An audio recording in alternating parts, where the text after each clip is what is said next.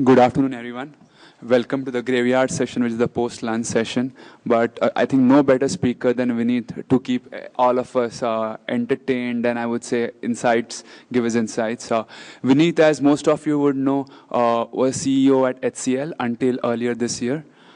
In his 6 or 7 year tenure, he literally turned the company around. He made the company relevant, and from probably less than $1 billion of market cap, it's over $13 billion in market cap today. Parallelly, Vineet has been authoring a few books, the most famous of which is Customers First, Employees First, Customers Second. And today, as he retains his role as vice chairman at HCL, but he's very active as an executive speaker all over the world. He's interacting with boards of different companies, conducting leadership management courses world over. So today, Vineet has very graciously agreed to spare his time, and he'll be talking about leadership in turbulent times, especially relevant for the IT industry, but probably I'm sure he'll be generalizing it as well, given the midlife crisis the IT industry has been going through. But I think I'm keeping it open for Vineet for his thoughts. Over to you, Vineet. Good afternoon, and I hope I can keep you staying awake after lunch. So while I was driving here, the question I asked myself is, what is the most important question in your mind? And how can I view that question from my point of view and add value to your thinking? And I realized that the most important question in your mind is, how do you spot value before the value is created? And how do you invest in that value before value is created? Because everybody in hindsight can understand why the company was successful. So therefore, if you had invested in HCL when it was $1 billion, and it's run up to $13 billion at a completely different currency, what would have taken for you to be able to invest in HCL at $1 billion? While I was applying my mind to that, it's very interesting that I came to the conclusion that the questions which most of the investors ask are not necessarily the relevant questions from a point of view of an executor who was in the seat of creating value. And therefore, this session on leadership is very, very critical.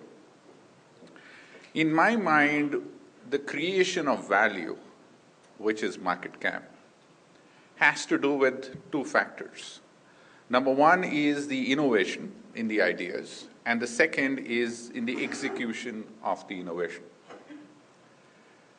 Now, when we look at the innovation in the idea, what really happens in product companies is the innovation has a lot shorter cycle time to being spotted. So therefore, whether it is analytics or a new technology coming in or a new way of solving an old problem, if you look at a typical hype curve, there are 100 new technologies which come up. It's very difficult to spot which one will succeed. A lot of them go through the trough in terms of fail, and then some of them, only 5 of them, come back and really show the promise they initially showed. And therefore, to be able to spot 5 out of 100 is very, very difficult. But when you come to the services industry really lags the technology industry by at least 2 years. So that means the services industry takes off on that technology only after the technology has finished its hype curve and has either settling into the growth curve or is somewhere in the downward curve and just about going up the growth curve. And that is the time the services industry spots the transformation happening because of a technology and then rides that technology to be able to deliver higher value to the customers. So therefore, as value investors, your ability to be able to spot an idea in the services industry is a lot easier than in the technology industry. And therefore, the innovation or the value is really not creating in spotting the idea from a services economy point of view. And therefore, whether you look at the BPO idea, the remote infrastructure idea, the total IT outsourcing idea, the engineering outsourcing idea, the consulting idea, or the SAP consulting ideas, most of these ideas which have driven the $50 billion Indian IT industry or the auto industry or the pharma industry are innovative ideas which were spotted fairly long back. And therefore, as an investor, you have a long lead of time to be able to make the investment. However, when you look at the services industry, what is very interesting, the 100 to 5 ratio happens in the services industry also. For example, 100 companies start because everybody says analytics or everybody says remote infrastructure management. 100 companies start on that idea, and only 5 succeed in that idea. And the reason for that is not the idea. The reason for that is execution. And therefore, leadership in execution becomes a very critical factor. And our obsession with ideas and our obsession with financial statements, which are looking backwards, make our mind move away from what is really critical, which is forward-looking leadership styles and what would make execution successful. Let me give you 3 examples to try and make that point. Let me start with an HCL example, which is very interesting. So HCL spotted remote infrastructure management way back in the late 90s and early 2000s. The first contract which we did was NCR, which was, I think, in about 2002 or something, which is a global large contract. So with NCR coming in, everybody in the industry knew there is something called remote infrastructure management. So we were in the hype curve. The first global large tender, multi-$100 million tender, came out in 2003, which was led by McKinsey. And everybody in the world participated. All Indian companies and all global companies participated in 2003 in that tender, and that was decided. So the reason those two are important is that the early signs that the fact that remote infrastructure management is going to be a very, very important industry were visible in the period of 2000 to 2004, somewhere in that period. And so the question was that, did people spot the remote infrastructure management trend? Some of them, yes, some of them didn't. But interestingly, HCL in 2005 was only $50 million in remote infrastructure management services, global remote infrastructure management services. So even if HCL was the early spotter, the size and scale of remote infrastructure management was still very small. So the question I asked myself is, why did HCL only manage to grab $50 million in the first 5 years of the conceptualization of the idea, and then suddenly run up to $500 million in the next 5, and then run up to $1.5 billion in the next 3? And the answer is very interesting. The answer is the fact that the idea was great and should have succeeded 2001, 2003 onwards, and we should have been $500 million in year 2005 itself. However, what really happened is we were not rightly configured within HCL, so we were divisionalized. So remote infrastructure management was a separate division, BPO was a separate division, and software was a separate division. And their divisions ensured that one division doesn't sell into the accounts of the other division, and therefore the idea was great, that the execution of the idea in the market was not that great. And therefore, when we combined those divisions, and I had the opportunity to lead the company in 2005, suddenly the idea formed a completely different legs. And the idea was great, the execution was great, and suddenly we ran up to good numbers. Now, then what really happened, and we will talk about that in a bit later, but that was an HCL example. Now, when you look at an IBM example, it's very interesting. So IBM was one of the first companies to come up with technologies which solves business problems. And they came up with significant investment in R&D in the back office and created competence for sales and marketing. And that was the core competence of IBM, coming up with products and executing on the ground. As technology became more complex, the competencies which they needed in their leadership was not just sales and marketing, but ability to implement. So integration, customer support, and all that came in. And slowly on the technology front, they started moving from hardware technology to software technology, and they were able to leapfrog that and became very big and amongst the biggest in the world on the software technology platform. So they managed that very well. Then the market started moving in a completely different direction. The market started moving not in implementing technology, but leveraging technology to solve business problems. And there multiple technologies came in, and suddenly IBM was asked now, from a customer's point of view, not to be in the business of selling their technology, but to be in the business of solving customer problems. Now, IBM could not make the leadership transition at that particular time, because of which they started losing the market share on the new economy called the services economy, which started coming in. And suddenly Accenture was born. So Accenture's birth was largely to do with IBM's inability to transition to something which they knew was emerging because it was a result of their technology.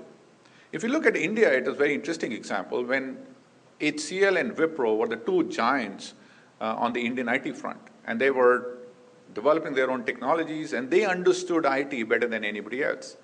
So where did TCS and Infosys come from, and how did they take over the mantle of the service industry, predominantly because the leadership was unable to transition from the sales and marketing competence and the system integration competence to a completely different competence, which was to do with services. And that is the biggest challenge which a lot of Indian companies face today, or global companies face today, not just in IT, but in non-IT. So when you look at the hypothesis which I'm presenting to you today, it is not the idea, especially in the services economy, manufacturing economy, pharma, retail. You get a lot of opportunity to invest in an idea, but it is the ability to execute that idea which makes a huge difference. So the question is, what does it take? What are the things you should be thinking about when you look at leadership or when you look at execution? In my mind, there are 4 factors which are very, very critical. In leadership, the first factor is the configuration of the organization. So before that, let me talk about how the value is moving, and I will take IT as an example, and that applies to autos, that applies to a whole lot of companies. I mean, I was with a French company 2 weeks ago, and they are in, let me not share that. Yeah, because you will know which company I'm talking about, and then I will be in trouble. So let's take the Indian IT, the IT industry, and understand why this is a cusp at which the Indian IT either faces an extremely big opportunity, or they face a threat of being extinct. So what really the thought which I presented to you was, what was happening to IBM is they suddenly saw that the technology was moving towards services they could not capitalize, and born was Accenture. But that was all on the axis of technology. That means the technology was moving from hardware to software, from system integration to services execution and solving customer problems. But there was one other axis which started coming in. So this was on the technology axis, and the other axis was, where do you deliver the services from? And that gave birth to the Indian IT. So Indian IT created a new axis called delivery model. And the reason Indian IT survived was because they kept on constantly innovating the delivery model. So initially it was time and material, body shopping, then they started doing offshoring, then they started doing CMM level 5, then they started doing BPO from offshore, remote infrastructure management from offshore, SAP from offshore. So all the innovation you saw from the Indian IT was nothing to do with the technology angle in terms of we are delivering the services better, but it was always on the angle of the mechanism of delivery of the services. We can do it cheaper, we can do it faster, we can do it better. Now, that was good when the whole industry, or our customer industry, was facing cost pressures. Now, when they stop facing the cost pressures and they start moving away from cost, which is what is happening right now, into revenues, and they started saying cost we can squeeze, we can understand we can squeeze, and especially in North America, they've already squeezed a lot of cost. What about getting the revenues up? So when the revenues started coming in, you can see that trend happening because a lot of technology companies, especially in the front-end technology, have started doing much better than the back-end technology. So Oracle is moving front, SAP is moving front, and all that you already know. Analytics is moving front.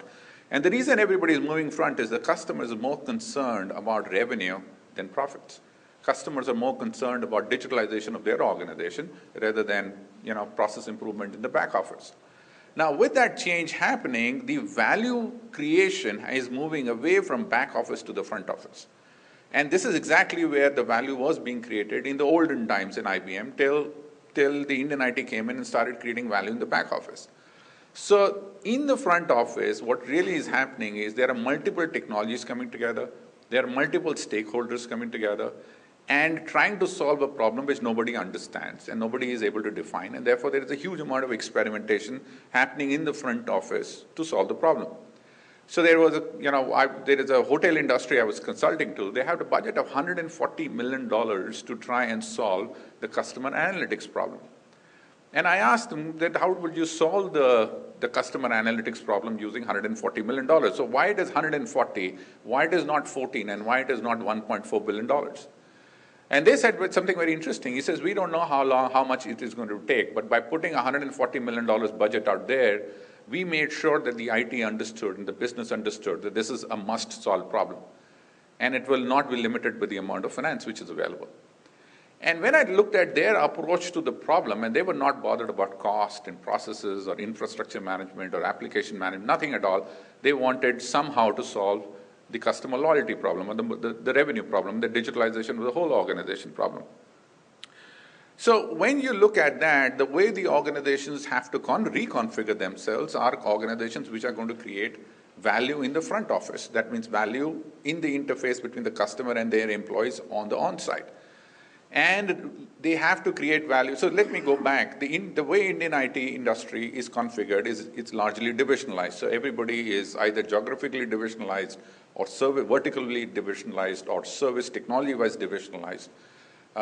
And the moment the customer value, and this was fine when the value was being created in the back office. The moment the value gets created in the front office, all those divisions have to work together in front of the customer, at the customer location.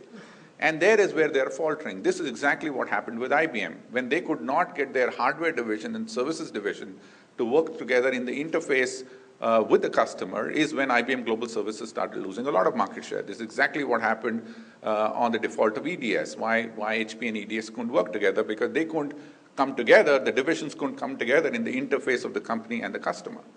So one of the big challenges which the Indian IT is going to face is it is wrongly configured. It is configured as divisions, it is configured for processes, it is configured for efficiency, it is not configured to create value in that front-end interface. And it's got nothing to do with consulting. Don't confuse it with consulting. It is all about leveraging technology to solve a business, leveraging multiple technologies, leveraging multiple vertical competences, leveraging multiple sets of divisions and multiple geographies to be able to solve a customer problem. So the whole configuration has to be rethought about. Now, when I talk about configurations, what really happens is the configuration moves in three sets. Some organizations are hugely focused on efficiency. Other organizations are very focused on effectiveness. And the third set of organizations are very focused on transformation. However, what really happens, so transformation are consulting organizations, effectiveness are SAP implementation, Oracle implementation kind of organization, and efficiency-based organizations are largely driven in offshoring, where offshoring is the biggest opportunity being presented to the customer. However, from a customer point of view, when you want to build a relationship, you actually have to combine all three and offer that to the customer together. And there is where the configurations really comes in, and there is where the organizations get unsettled. Going back to my remote infrastructure management story, the beauty of the story is HCL's configuration till 2005 was wrong. And that gave 5 years for somebody else to get the configuration right. So when we arrived in 2005, HCL had the idea, and so did everybody else has. So how did HCL execute its run-up to $1.4 billion, and why did others not execute? See, the answer is in the configuration. So what really happened is that the customer wanted to buy remote infrastructure management in isolation of the other stuff they were buying. So the moment that happened, the way you have to configure yourself is you have to divisionalize a separate offering with a separate division so that that has core competence and capability in remote infrastructure management so that it directly interfaces with the customer who wants to buy purest, only remote infrastructure management. So the way HCL configured itself was like that. The way everybody else configured themselves was the way old HCL was configured, which is integrated opportunity being offered to the customer, which diffused the value being created for the customer.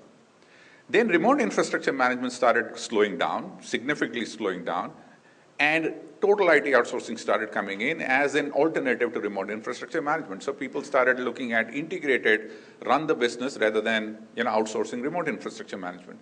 So immediately HCL at that particular time reconfigured itself to try and bring those divisions together and created a separate division which was focused on total IT outsourcing. And therefore, they were able to get a higher share out of total IT outsourcing, and they abandoned their remote infrastructure management configuration and reconfigured themselves toward the market needs or the value being created on the total IT outsourcing.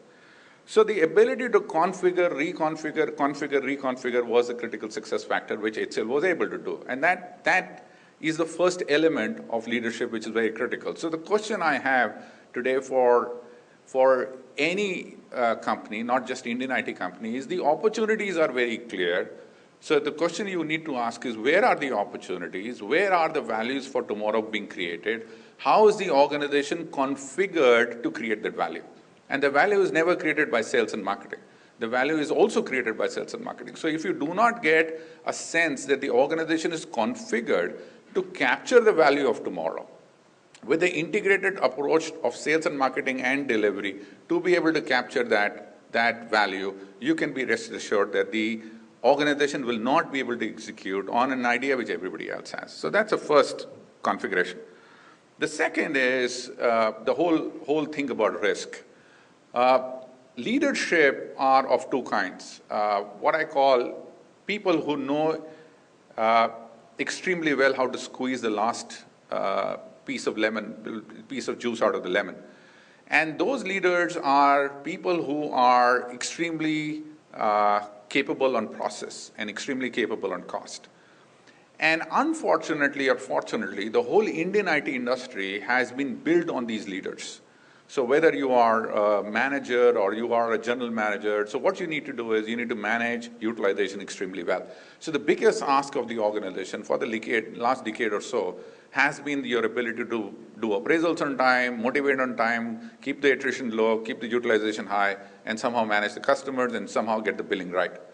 Now, when a whole decade from 2000 to 2010 has been built on leaders which were largely process-oriented leaders and cost-oriented leaders, you are suddenly asking the same set of leaders who are in mid-management and actually senior management to suddenly change their views to try and create value for the customers where multiple technologies come together and the value is being created on-site rather than offshore.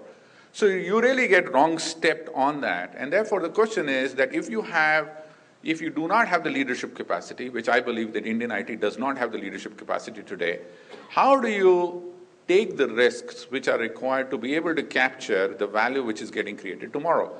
And if you really see what HP did with EDS is the classical mistake which Indian IT potentially could do. So what HP did was it transferred its hardware system integration senior management team to take over EDS as a services team, and therefore everything collapsed. The competences required are which are very difficult. So how do you take calculated risks of creating completely different competences which are required in the organization to capture the value which is being created? And in my belief, there are two or three ideas which you can play around with. The first you need to think is that is the company acquisitive about the capability which they need to be able to configure for tomorrow? So if they are not acquiring capability, and wanting to build ground up. So if you really see the track record of Indian IT, we really didn't succeed in creating a consulting platform. We failed. So, collective consulting revenues out of Indian IT is minuscule. It's not even equivalent to an average mid-sized European or American company. If we look at the amount of SAP and Oracle consulting outside acquisition revenues we get out of consulting, not run the business, it's minuscule. So those two should have brought us, those two should point to a competence gap within the Indian IT framework of the fact that we have to take risks to be able to buy into that competence of tomorrow. If we don't, then we will lose the capability to be able to get the revenues out of the opportunities, like we did not get the opportunities out of SAP and Oracle to the extent which we needed to, or the consulting for that matter.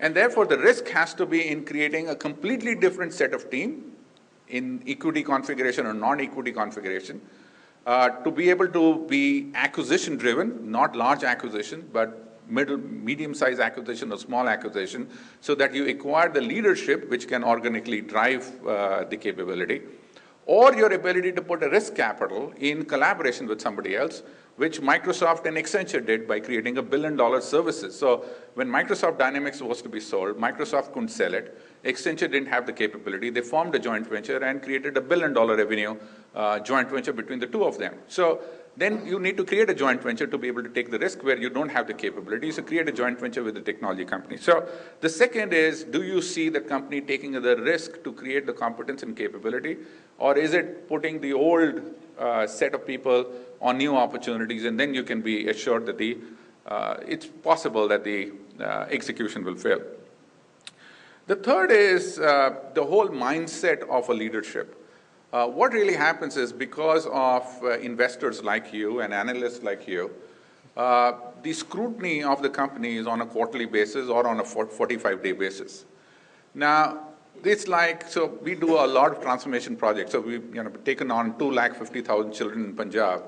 and we are transforming the way education is delivered to them. Same is true in Ladakh and Uttarakhand. And while all the innovation was being brought on the table, I asked a funny question. And I asked, a funny question to a teacher in terms of, why do you teach what you teach? And she says, so that more and more children can pass the exam. And then when I looked at what are we testing in the exam, it had got nothing to do with the kind of innovation we were trying to bring to the table. So therefore, the only way we could innovate and transform the way education is delivered in the country is to change the measurement criteria. The measurement criteria in India today is in this spotlight kind of stock market is financial metrics, short-term financial metrics. Therefore, you need to have leadership which can deal with that short-term financial metrics because you are listed and therefore you have to meet those expectations.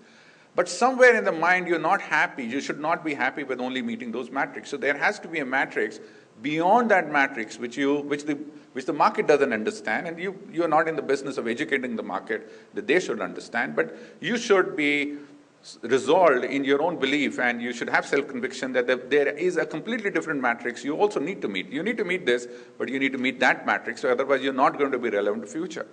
And therefore, the ability of the leadership to be able to drive value for tomorrow as much as value today is very critical. And I don't think we are balancing that off pretty well, because if the leadership gets trapped with today, you must understand that margins easily increase when the revenues go down. That's, utilizations go up. You can squeeze margins when you do output-based pricing. You can squeeze margins in 1,000 ways. The issue is on growth. And the growth will come only if you constantly are relevant to the customer, and that would come from the value you're creating for the customer. And therefore, if you don't do that, your core proposition to the existing customers will go down. You may sell to new customers. So people are looking at cost advantage in Vietnam. You can do that. You can get some revenues out of India, and you can get low margin revenues out of India, and you can squeeze the margin somewhere else, and therefore the financial metrics may look good. But the real leadership really lies in looking beyond the examination paper of the analyst and the investors, and look at strategic horizon on how you will create long-term value so that the company continues to be relevant in the long-term basis. And those are the kind of questions, if I were you, I would ask in terms of understanding what beyond the short term are the investments they're taking, how much mind share of the CEO is that taking, how much money are they putting, because everybody's saying cloud, analytics, everybody's saying the same mumble jumble. So they said the same cloud, and they talked about consulting 5 years ago, and they will make different kind of comments today. I think that vocabulary is not important. What is important is where is the leadership, who is the leadership, where is the investment, where is the partnership, where is it located, what are the early signs of success, what's the kind of investments being made, and how much time the CEO or the senior leader you're talking to is investing in the future, and what kind of risks are they taking, and how are they hedging those bets, and how much of that is going to existing customers. The true test to a company's success is their ability to sell the services to existing customers. New customers, is not a test. Existing customers, that is where the true value really get created. So let me summarize and end this monologue, and then we can, I'm surely have a very robust conversation.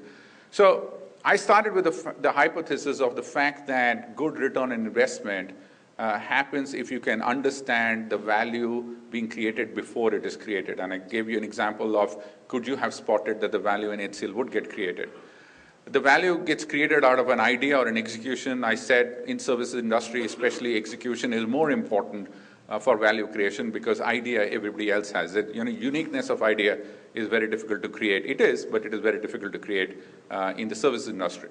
And in the execution, we talked about the leadership styles. And the leadership styles, there are many other factors to leadership styles, but the important factors were around configurations, were about risks, and about the mindset of looking beyond the examination paper. I believe that if you form a framework, which is what I do because I evaluate a lot of startups these days, if you form a framework of this kind, it is not very difficult to predict those who will be successful. Thank you so much.